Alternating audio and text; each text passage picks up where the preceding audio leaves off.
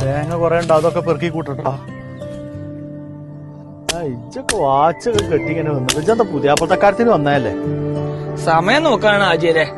ഇജ്ജ് സമയം ഇങ്ങനെ നോക്കിയിരുന്നോ? സമയമാകുമ്പോ ഞാനാണ് പറയും.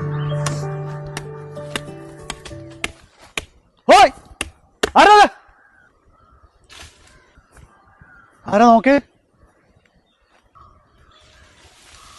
അത് ആചാര്യക്ക് ആ യൂസ്ഫാണേ. ആ കത്തിച്ചാൻ വേണ്ടി ഓലപ്പട്ടി മടലിക്കും വന്നാണ്. പാവാണ് അയാള്. ഓലപ്പട്ടി മടലും ഇന്റെതാ. ഓനെങ്ങനെയാണ്ട് എടുക്കണു? ഇന്റെ തൊടുന്ന് ഇന്റെ സാധനം ഓല് കൊണ്ടുപോവേ. അതെന്ത് പരിപാടിയാ? എന്താ ആചാര്യക്ക, 2 ഓലപ്പട്ടി മടലല്ലേ?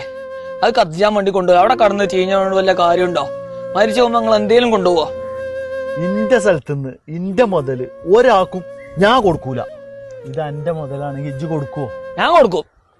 എന്നാലേ ഇത് എന്റെ മുതലല്ല, ഇത് ഇന്റെ മുതലാ.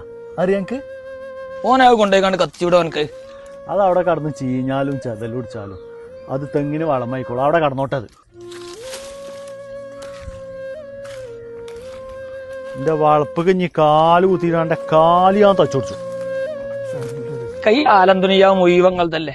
ഈ 2 ഓലക്കൊഴി ഓൻ കൊണ്ടുപോയിച്ചപ്പോ എന്താ സംഭവിക്കാള്? എന്നോട് പറഞ്ഞ പണിയെടുത്തോ. ആചാരാക്ക മരിച്ചറിഞ്ഞ എന്താണ്? എത്ര മുതൽ സ്വത്തും മുതലുണ്ടായിട്ട് എന്താ കാര്യം? അറ്റാക്ക് ആയിരുന്നു. കണ്ടമാനം സ്വത്തും മുതലുള്ള ആളായിരുന്നു. ഒരാൾക്കും ഒരു ഉറുപ്പ്യ കൊടുത്തിരുന്നില്ല. മരിച്ചു പോയപ്പോ എന്തായി? എന്തെങ്കിലും കൊണ്ടുപോയോ?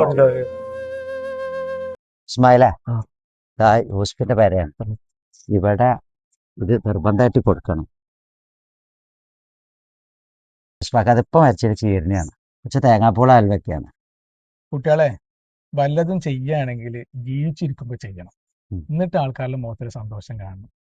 അല്ലാതെ മരിച്ചു കഴിഞ്ഞിട്ട് ഈ ചീരനിയായിട്ട് തേങ്ങാപ്പൂടി വിലയും കൊടുത്തിട്ടൊന്നും വലിയ കാര്യമില്ല. എനിക്കിത് തിന്നാൻ ഇറങ്ങൂല കേട്ടോ. ഒന്നും വിചാരിച്ചു കുട്ടികളെ പോയിക്കോട്ടെ.